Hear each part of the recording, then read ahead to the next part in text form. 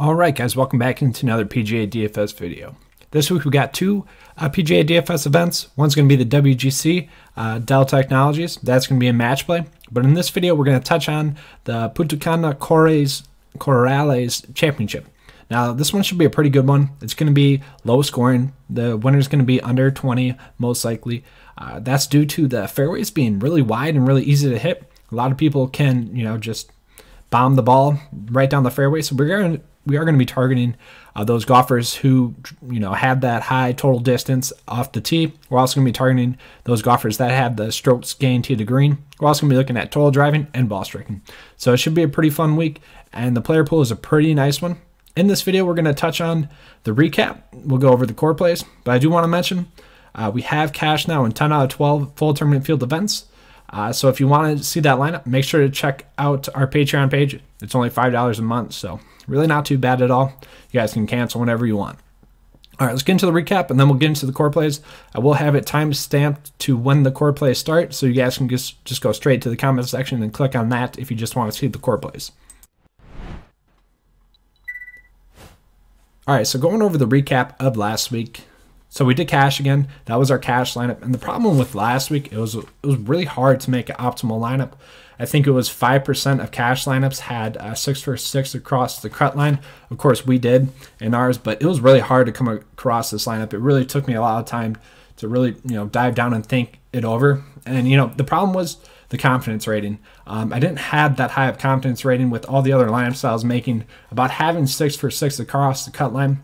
You try to project 6 for 6 across the cut line because that's how you're going to yield the most success in PGA DFS. As you can see there, I had Graham McDowell and Bubba Watson, who are both under 3% in cash lineups, which I thought was a little bit surprising. Graham McDowell was a guy I really liked, and Bubba Watson was more of a gut play, but obviously it worked out. This lineup was a top 300 finish in GPPs. Also had a lineup that finished top 75 in GPPs. On the left-hand side there, you'll see my top 20 plays. That is something that I posted on the Patreon page for the Patreon subscribers. Like I said, it's only $5 a month. You guys get my cash build, and then you get my top player pool plays. I give you the broad overview. Then I give you the top 20 plays. That's what I'm going to start doing more often as well.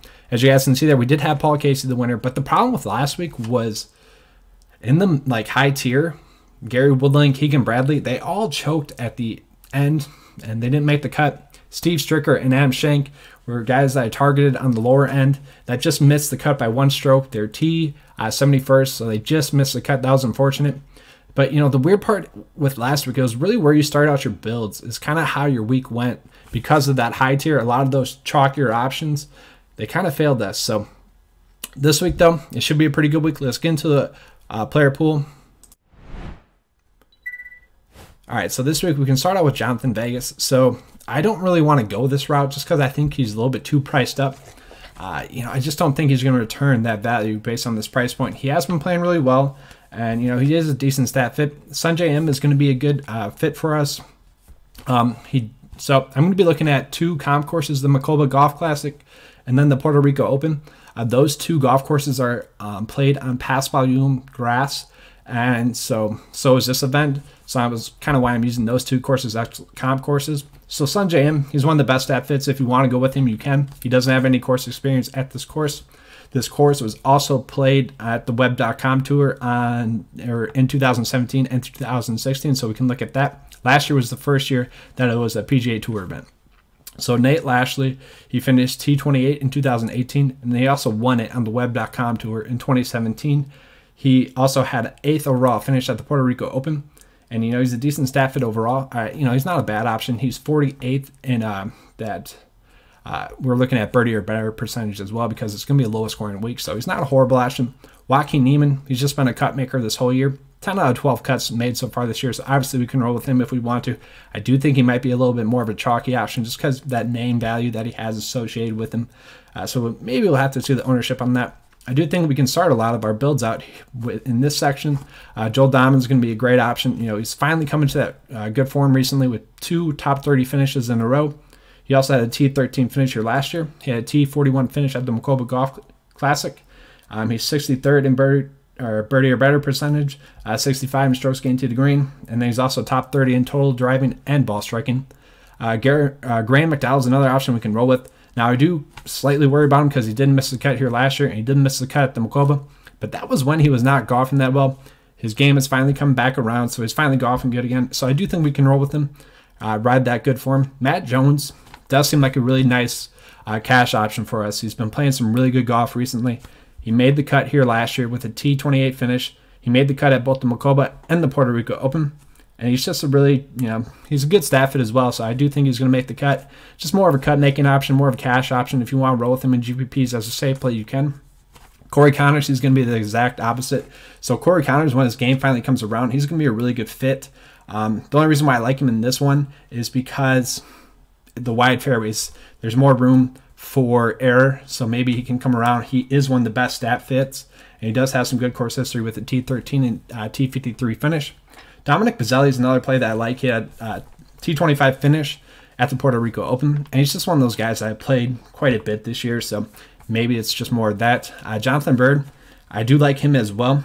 So Bird here, he has a T54 finish and a T30 finish. He also had a T21 finish at the Puerto Rico Open. He's one of the better stat fits according to my model as well. I think he makes for a decent cash option this week. Dylan Fratelli is going to be more of those gut calls, kind of like how I felt about Bubba Watson.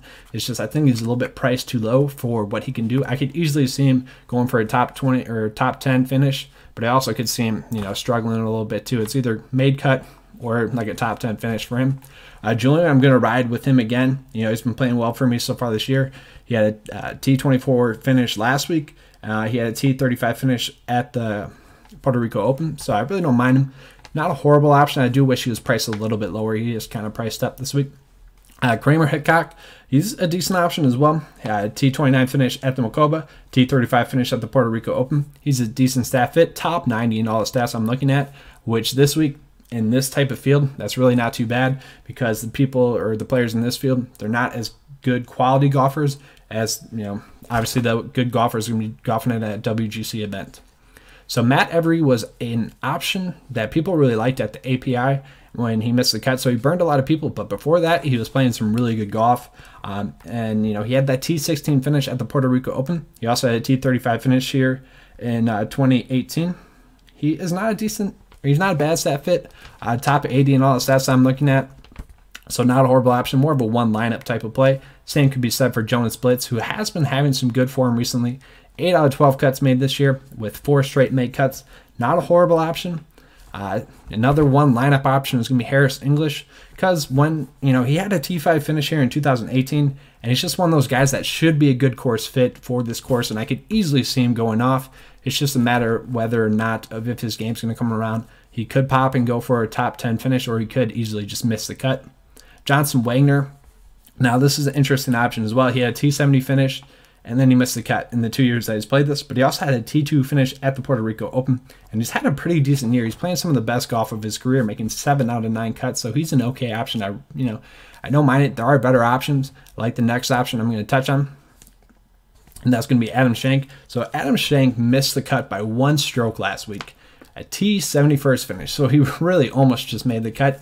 He was one of our favorite value options last week, but he's going to be another strong option for us this week. Him missing the cut last week could actually be a really great thing for us this week, just because he's priced down lower. He's a good stat fit. He made the cut here twice in a row. T35 finish last year, a T12 finish the year before that. He's also made 2 cuts at the Macoba and the Puerto Rico Open. And he's also one of the better stat fits according to my model, top 20 according to my model.